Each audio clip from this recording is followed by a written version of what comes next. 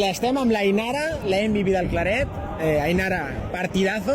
Has fet un doble-doble, que ho hem vist amb Ansa en directe a les estadístiques al TikTok. Quines sensacions traieu d'aquest partit? Bé, bueno, ha sigut complicat.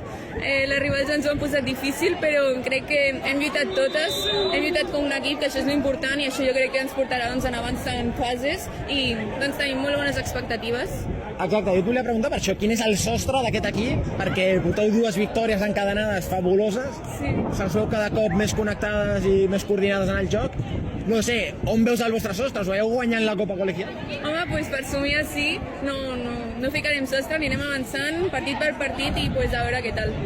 I Ainara, aviam, avui hem vist que hi ha molta gent del Claret, aquí al costat del càmera tenim les teves fans.